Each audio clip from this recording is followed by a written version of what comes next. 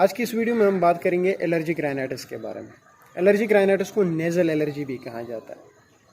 Rhinitis जो है ये दो वर्ड से मिलकर बना है। राइन जो कि ग्रीक वर्ड है जिसका मतलब है नोज़, और itis means inflammation, so inflammation of the nose. और अगर एलर्जिक की बात करें तो ऐसी कंडीशन, ऐसी डिजीज़ जो कि एलर्जेंस की वजह से डेवलप होती है।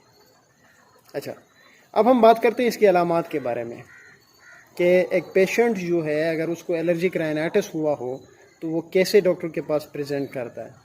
जो सबसे पहले अलामत होती है वो है स्नीजिंग, मतलब बार बार छींकू का आना। नेज़ल ब्लॉकेज मतलब नाक का बंद होना। वाटरी आइज, आँखों में पानी का आना। नेज़ल ड्रिप, बार बार नाक का बहना। ये सारे प्रेजेंटेशंस में आते हैं। अच्छा, अब थोड़ा सा इसका बैकग्राउंड को समझते हैं, यानी मैकेनिज्म को समझते हैं एलर्जिक राइनाइटिस के, और उससे ये पता चलेगा कि ये जो प्रेजेंटेशंस मैंने बताई है, जो अलामात मैंने बताए हैं, वो कैसे एक पेशेंट के अंदर डेवलप होता है। अच्छा, होता कुछ इस तरह है कि जब आप एलर्जेंस को इनहेल करते हो ना, तो उनके रिस्पांस में अंदर जाने से एक एंटीबॉडी प्रोड्यूस होती है जिसका नाम है IgE एंटीबॉडीज़। वो IgE एंटीबॉडीज़ के साथ जब एलर्जेंस बाइंड करते हैं तो ये फिर जाके एक सेल के सरफेस के ऊपर अटैच होते हैं जिनका नाम है मेस्ट सेल्स। जब मेस्ट सेल के सरफेस के ऊपर अटैच होंगे तो मेस्ट सेल एक्टिवेट होगा, और मेस्ट सेल का काम यह होता है कि जब ये एक्टिवेट हो जाता है तो ये इन्फ्लेमेटरी मेडिएटर्स को रिलीज़ करता है।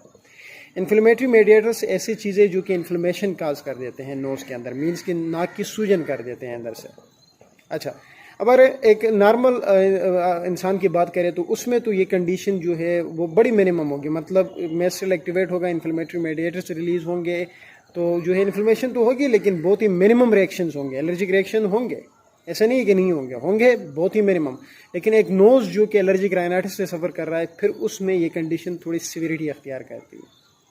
अब होता क्या है एलर्जिक राइनाइटिस के पेशेंट में, कुछ इस तरह से होता है कि जब एलर्जिक राइनाइटिस जब इन्फ्लेमेटरी मेडिएटर्स रिलीज़ हो जाते हैं तो ये इन्फ्लेमेशन कर देते हैं, और उसके रिस्पांस में एक्सेसिव म्यूकस प्रोडक्शन हो जाती है नाक के अंदर। यहाँ पे म्यूकस का मतलब ये है कि जो नाक बह रही होती है, जो चीज़ होती है, जो फ्लूइड जो होता है, उसको म्यूकस कहा जाता है। तो जब बहुत सारा म्यूकस प्रोड्यूस होता है तो उसके रिस्पांस में एक्सेसिव जो है वो नेज़ल ड्रिप हो जाता है, मीन्स कि बहुत ज़्यादा नाक बह जाती है। तो नाक बहने के जो सिम्पटम है, जो अलामत है, वो कुछ इस तरह से डेवलप होती है। अब ऐसा नहीं होता कि म्यूकस बहुत ज़्यादा प्रोड्यूस हुआ है तो सिर्फ नाक ही बहेगी, यानी सिर्फ नेज़ल ड्रिप ही होगा, ऐसा नहीं है। इसके अलावा दो स्ट्रक्चर और ब्लॉक होंगे एक्सेसिव म्यूकस प्रोडक्शन की वजह से। उसमें पहला स्ट्रक्चर है नेज़ोलैक्रिमल डक्ट। नेज़ोलैक्रिमल डक्ट आप यूँ समझिए कि एक नाली है, एक पाइप है जो कि आँखों को नाक के साथ कनेक्ट कर रहा होता है। तो अब होगा कुछ इस तरह से है कि ये जो कनेक्शन है, ये जो डक्ट है, जब इसकी ऑब्स्ट्रक्शन हो जाती है, मीन्स वो ब्लॉक हो जाती है, नॉर्मल उसका काम ये होता है कि ये जो टीयर्स हैं वो ड्रेन कर रहे होते हैं नाक के अंदर। अब अगर वो ब्लॉक हुई तो वो ड्रेन तो नहीं होगा। इसका आसान अल्फाज में इसका मैं मिसाल देता हूँ, मतलब एक पानी जो है, एक पाइप के अंदर पानी आ रहा है और उस पाइप को आप प्रेशर से ज़ोर से बंद करोगे तो जाहिर सी बात है उसके अंदर जो पानी है वो पीछे की तरफ प्रेशर अप्लाई करेगा। यहाँ पे भी कुछ इस तरह है कि अगर वो डक्ट बंद है तो वो जो टीयर्स है, वो जो क्या कहते हैं, पानी है आंखों का, वो पीछे की तरफ चला जाएगा। इसलिए जो एलर्जिक राइनाइटिस के पेशेंट्स होते हैं उनकी आंखों में बहुत ज़्यादा पानी आता है। उसकी वजह यही होती है कि ये डक्ट बंद हो जाती है। जो दूसरा स्ट्रक्चर ब्लॉक होता है वो है यूस्टिशियन ट्यूब। जैसे कि हमें पता है कि कान के तीन हिस्से हैं ना, that is external ear, middle ear and the internal ear. अब यूस्टिशियन ट्यूब जो होती है ये एक ड्रेनेज के तौर पे एक करती है, ड्रेनेज सिस्टम के तौर पे एक करती है मिडिल ईयर की। तो अगर वो बंद होगी तो ईयर स्टफ्ड होंगे, मीन्स कि आपको सुनने में भी थोड़ी तकलीफ होगी, कान थोड़े भारी से होंगे, सही तरह से आपको सुनाई नहीं देगा। तो ये जो कान का भारी होना एलर्जिक राइनाइटिस में, मतलब कान का बंद रहना, ये भी इसी तरह से डेवलप होती है क्योंकि यूस्टिशियन ट्यूब इसमें ब्लॉक होती है। अच्छा, अब एक तरफ से यहाँ पे नेज़ल ड्रिप हो रहा है और साथ साथ जो है नेज़ोलैक्रिमल डक्ट ऑब्स्ट्रक्शन से वाटरी आइज हो रहे हैं, ठीक है, और यहाँ पे स्टफ्ड ईयर है। तो इन सब चीज़ों की वजह से जो नर्व्स होती है, जो नसें होती है नाक के अंदर, वो इरिटेट हो जाती है इन सारी चीज़ों की वजह से। यानी आसान अल्फाज में मैं बता दूं तो जब एक्सेसिव म्यूकस प्रोडक्शन हुई, बहुत ज़्यादा म्यूकस प्रोड्यूस हो रहा है, तो उसकी वजह से वो जो नर्व है, वो जो नसें हैं नाक के अंदर, वो इरिटेट हो रही है, वो तंग हो रही है। तो जब वो तंग हो जाती है तो that will leads to, means की इरिटेट होती है तो that will leads to sneezing. इसलिए जो एलर्जिक राइनाइटिस के पेशेंट्स होते हैं उनमें बहुत ज़्यादा छींकें आती है। अच्छा, उसके अलावा क्या कुछ होता है? उसके अलावा ब्रीथिंग डिफ़िकल्टी भी हो सकती है जो एलर्जिक राइनाइटिस के पेशेंट्स होते हैं। ये तो अलामात हो गए और अलामात के मैकेनिज़्म हो गया कि कैसे ये अलामात जो एक पेशेंट के अंदर डेवलप हो जाते हैं। अब हम बात करते हैं इसके इन्वेस्टिगेशंस के बारे में, इसके तशख़ीस के बारे में कि कौन से टेस्ट हैं जो एलर्जिक राइनाइटिस के लिए किए जाते हैं। देखिए, यूजुअली जो है वो टेस्ट वगैरह नहीं किए जाते हैं। जो क्लिनिकल प्रेजेंटेशंस होती है, जो कि अलामात होते हैं, उससे डायग्नोज होता है कि ये एलर्जिक राइनाइटिस से सफ़र कर रहा है। लेकिन फिर भी टेस्ट अगर करने हो तो जैसे कि स्किन प्रिकिंग टेस्ट होती है। देखो, मैं स्किन प्रिकिंग टेस्ट आसान तरीके से आपको समझाता हूँ। देखिए, जैसे कि शुगर के पेशेंट जब अपना शुगर चेक कर रहा होता है तो वो डिजिटल डिवाइस पे चेक कर रहा होता है, तो पहले वो जो है वो स्किन प्रिक कर रहा होता है, मीन्स कि वो खून निकालता है एक सुई जैसी चीज़ से। यहाँ पे भी कुछ इस तरह से है कि यहाँ पे डिफरेंट एरियाज़ में जो है वो स्किन प्रिकिंग की जाती है उसी तरह की सुई से, ठीक है ना। फिर बाहर से एलर्जेंस को इंजेक्शन के थ्रू जो है वो इंट्रोड्यूस करवाया जाता है, और अगर एलर्जिक रिएक्शन पॉजिटिव हुए तो मीन्स कि वो एलर्जिक राइनाइटिस से सफ़र कर रहा है, और अगर नहीं हुए तो मीन्स उसे कोई किस्म की एलर्जी नहीं है। अच्छा, ये इस्लामाबाद में जो एलर्जी सेंटर है उसमें बहुत ज़्यादा ये किया भी जाता है। और कौन से टेस्ट हैं?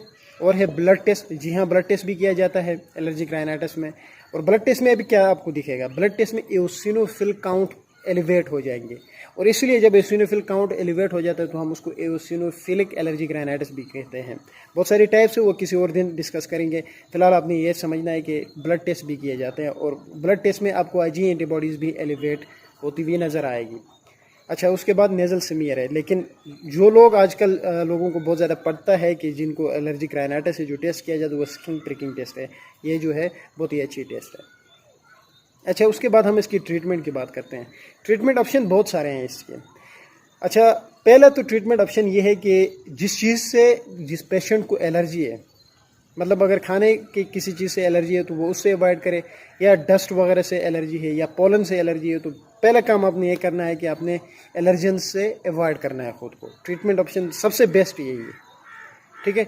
उसके अलावा अगर हम मेडिकल ट्रीटमेंट की बात करें, मतलब दवाइयों की अगर हम बात करें, तो आजकल जो बहुत ज़्यादा दी जाती है वो एंटीहिस्टामीन्स है। एंटीहिस्टामीन्स में भी सेकंड जनरेशन की एंटीहिस्टामीन्स दी जाती है।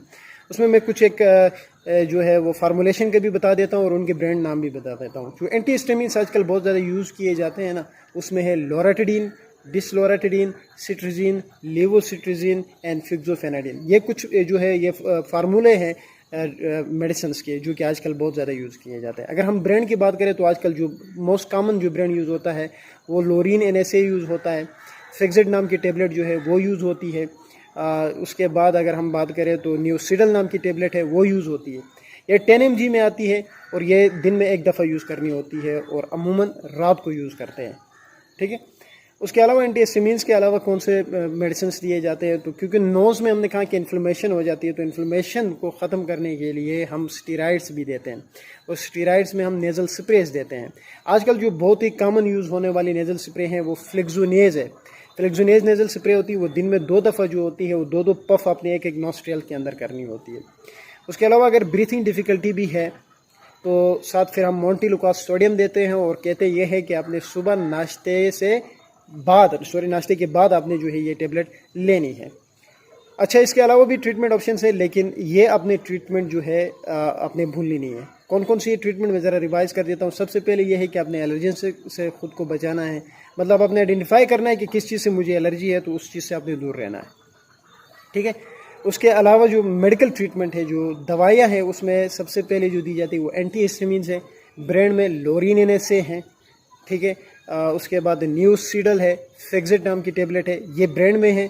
इनके मैं ब्रांड बता रहा हूँ आपको। फार्मूला जो है मैंने पहले बता दिया, जो कि 10 mg में आती है और एक गोली रात को लेनी होती है। और दूसरी जो है वो स्प्रे दी जाती है, स्टीराइड की नेज़ल स्प्रे दी जाती है, जिसका नाम है, ब्रांड का नाम मैं बता रहा हूँ, फ्लिक्सोनेज। आजकल बहुत ज़्यादा यूज़ होती है, जिसके 2-2 पफ आपने एक नॉस्ट्रियल में करनी होती है दिन में 2 दफ़ा। अच्छा, इसके अलावा जो है वो मोंटेलुकास सोडियम भी दिया जाता है, जो कि सुबह नाश्ते के बाद यूज़ करना होता है। मोंटेलुकास सोडियम जो है उसका मैं अगर ब्रांड का बता दूं तो फ्लोएड जो है, फ्लोएड नाम की जो टेबलेट है वो बहुत ज़्यादा यूज़ होती है। So that's are about allergic rhinitis. Thank you.